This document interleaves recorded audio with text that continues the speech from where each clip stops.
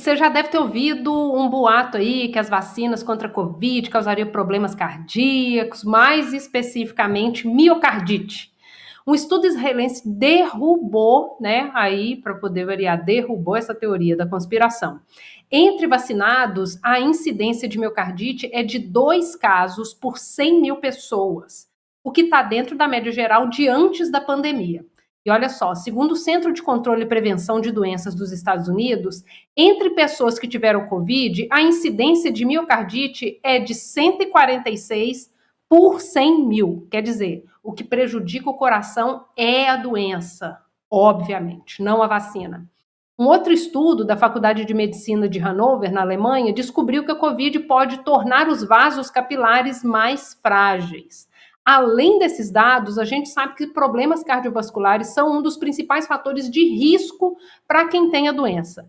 Salvador, você não participou do programa da semana passada porque, né, a Omicron te pegou. Já tá zerado, tá tudo ok, tô querendo saber aí. Quero saber, né, se você tá preocupado com o coração e se quer tirar uma dúvida aí com o doutor Otávio. Aproveita essa chance. Olha, não, felizmente eu tô praticamente 100% recuperado. Quem presta atenção na minha voz vê que tá um pouquinho rouca ainda, porque a garganta deu uma sacaneada na semana passada, mas fora isso, eu tô super bem, a recuperação foi super rápida e, claro, tenho convicção de que me ajudaram muito as 2 doses de vacina que eu tomei. Tava há 2 semanas de chegar na minha 3ª dose, infelizmente a Omicron chegou primeiro. Eu acho que a gente tá num momento agora, eu já disse no programa aqui em outros momentos que a minha ambição era não participar dessa pandemia. Eu não queria pegar, não queria transmitir, não queria participar de forma nenhuma. Tomei todos os cuidados que foram possíveis, mas infelizmente não consegui, depois de 2 anos, a Omicron, que parece ser mais contagiosa aí do que as variantes anteriores, conseguiu me pegar. Felizmente estou recuperado. Não estou com grandes preocupações de efeitos de longo prazo nesse momento, mas eu sei que é um risco. A gente sabe estatisticamente que em alguns casos a gente tem o que se chama de Covid longa, né, de efeitos que perduram, às vezes por semanas, por meses. Felizmente eu não estou sentindo nada. Tive até uma perdazinha de olfato, mas ele já está voltando, então espero que não deixe sequelas nesse sentido. Mas é uma coisa que precisa ser muito ressaltada, viu, Cecília? Porque eu tenho certeza que o doutor Otávio concorda comigo. A gente, em razão do fato de ser uma doença mortal, né, quer dizer que mata, antes da vacinação matava 1% das pessoas que eram acometidas, mais ou menos, pouca atenção se deu, ou menos atenção se deu, àqueles efeitos que são mais longevos e que trazem outros riscos, como riscos de eventos cardiovasculares, etc e tal. Aquela história do placar dos recuperados, que o governo federal sempre fez questão de martelar, é uma coisa muito complicada, porque recuperado em que termos? Ah, tá bom, não morreu da doença agora, mas que outras consequências pode ter tido? Eu tenho certeza que a gente vai ter um acompanhamento aí médico dessas sequelas de Covid na população ainda por um longo período, e vai se saber até quando, até esses efeitos desaparecerem, se é que vão desaparecer algum dia. Essa é uma coisa que eu acho que a gente precisa enfatizar nesse momento, até porque as pessoas estão tendo a ideia de que a Omicron, porque parece ser um pouco mais branda, e é bem pouquinho, viu, gente? O que está fazendo diferença mais é a vacina, não é a capacidade do vírus de matar. Tem gente cogitando que agora é a hora de pegar. Eu que peguei posso dizer para você, não tem essa hora. Tente não pegar, porque além da questão das mortes, que obviamente foi grandemente reduzida por conta das vacinas, ainda há um risco de sequelas, de Covid longa, de efeitos de longo prazo, que eu diria que a ciência nem entendeu ainda completamente. Não sei se o Otávio concorda comigo. Concorda, Otávio? Ainda estamos descobrindo o que a Covid faz com a gente no longo prazo? Com certeza, né? Com certeza, Salvador e Cecília. Em primeiro lugar, assim, acho que vocês falaram vários aspectos muito importantes, e eu acho que no momento que há tanta divulgação de informação, o programa de vocês trouxe os dados científicos corretos, né? Esses números que a Cecília falou são absolutamente acurados, e a impressão que você tem, Salvador, aliás, que bom que você está se recuperando, espero que se recupere plenamente o mais rápido possível, né?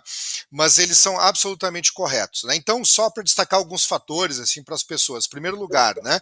Eu atuo na área de pesquisa, na área cardiovascular, que é a minha área, e justamente o interesse em Covid vem de dois fatos, né? O problema da doença, primeiro, para quem já tem problema de coração e fatores de risco. Então, nós aprendemos, por exemplo, que pessoas que já têm uma doença cardiovascular manifesta, por exemplo, insuficiência cardíaca, ou teve um infarto prévio, né, um ataque cardíaco prévio, ou pessoas que têm fatores de risco como diabetes e hipertensão, são as pessoas que sofrem maior chance de evoluir para ventilação mecânica e mortalidade. Então, são grupos de risco. Há uma série de mecanismos que são complexos para a gente explicar aqui, mas a gente cada vez mais entende o porquê isso ocorre. Então, são grupos de maior risco. Muitas vezes, por exemplo, os dados iniciais mostravam uma mortalidade que poderia ser 1 a 2% no início da pandemia, nas pessoas que tinham esses fatores poderia chegar a 10%, quer dizer, 5 vezes mais, né? E o outro fator é que a doença, como a Cecília muito bem colocou, por si só também pode causar algumas manifestações cardiovasculares. Pior, claro, em quem já tem fatores de risco, mas mesmo numa pessoa sem histórico de problemas cardiovasculares ou fatores de risco.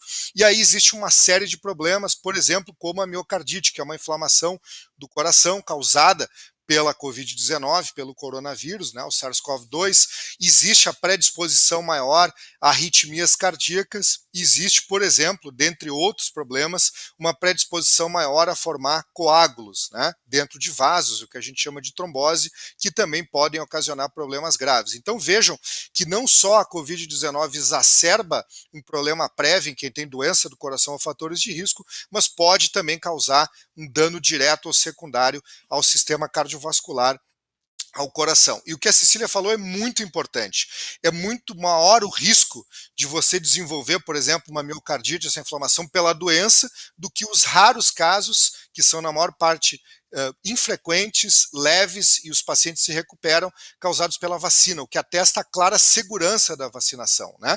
E nós estamos falando isso não por um achismo, nós estamos falando isso com base nos estudos clínicos, primeiro, que consolidaram a eficácia e segurança das vacinas, e nos estudos de mundo real, nos dados de milhares de pessoas vacinadas. Então, de posse dessas evidências, não faz sentido eu não temer a doença, como o Salvador falou, e eu temer a vacina. Estatisticamente não faz nenhum sentido. O risco é infinitamente maior de eu ter um problema de coração, e aí sim um problema grave, se eu adquirir a doença. Então, novamente, atesta a eficácia da vacinação.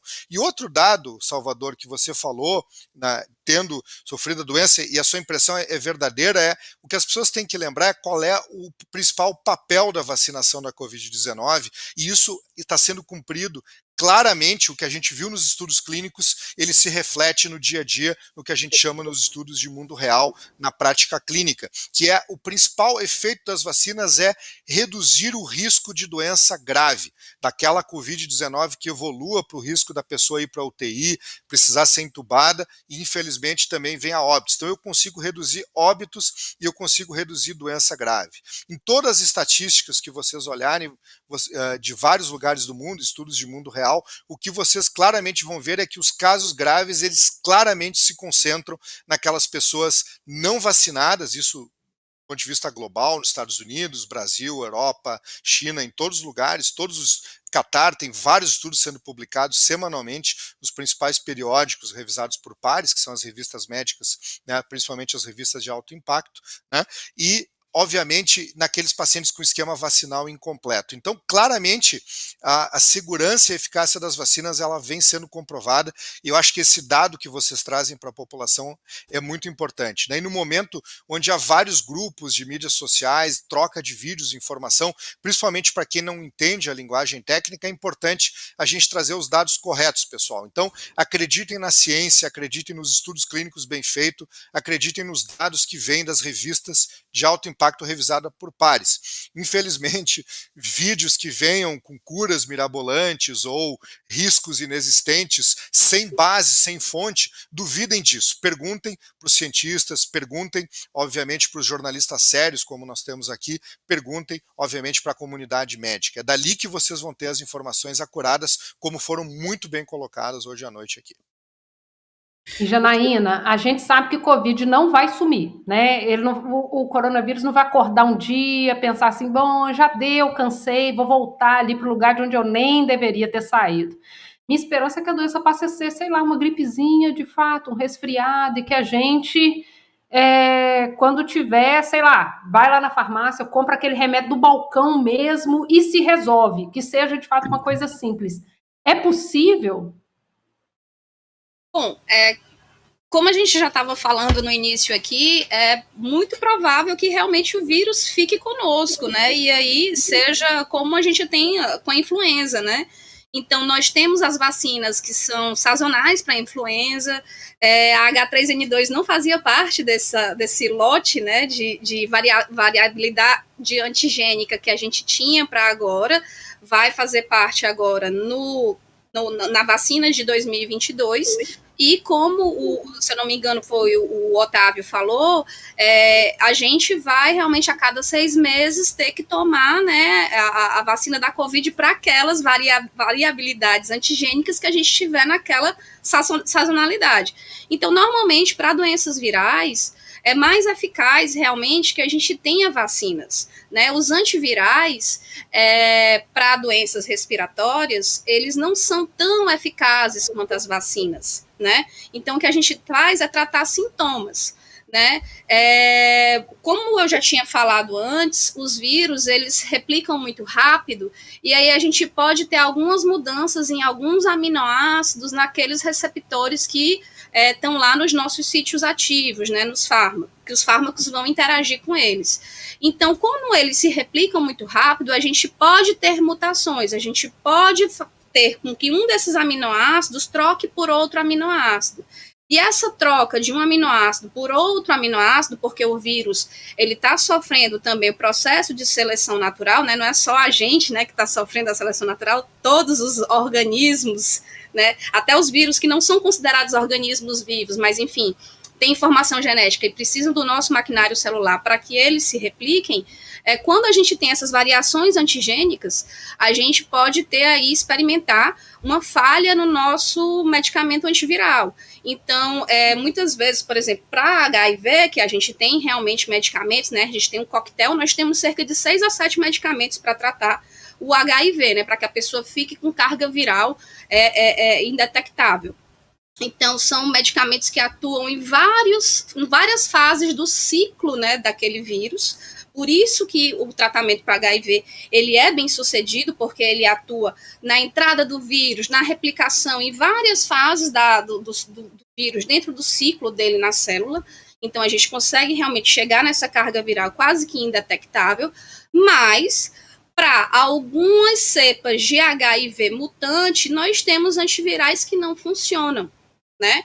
Então, por quê? Porque para aqueles mutantes, né, aqueles vírus que mudaram algumas sequências de aminoácido dentro dos seus sítios ativos, eles não funcionam mais, né? Não funcionam como funcionariam para o vírus selvagem, né? Para o primeiro vírus que a gente tinha. Então, é muito complicado a gente falar de, vamos dizer assim, manutenção de medicamentos antivirais, né, para o tratamento da Covid. A gente espera realmente que a gente tenha campanhas de vacinação como a gente tem para a influenza. E, Bernardo, a Sanofi está aí com uma vacina em fase já de estudos, junto com a GSK. Tem medicamento também aí em fase de estudo? A gente não está trabalhando exatamente em tratamento de Covid. Você sabe que a Sanofi é uma empresa muito grande, né? Uma empresa francesa.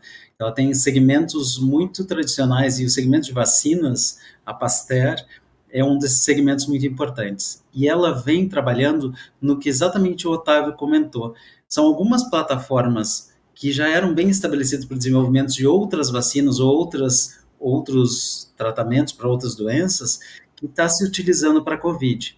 E a gente está com uma molécula em fase 3 em desenvolvimento, que é um mecanismo totalmente diferente das vacinas atualmente utilizadas, e ela deve entrar num processo de aprovação regulatória no decorrer de 2022. Uma das coisas que é muito interessante é justamente essa aceleração do processo regulatório que vem acontecendo com o COVID, mas também isso vai sendo aplicado em outras doenças, porque eu acho que é uma das coisas muito interessantes de comentar em relação à Anvisa. A Anvisa, ela geralmente segue os grandes órgãos regulatórios mundiais.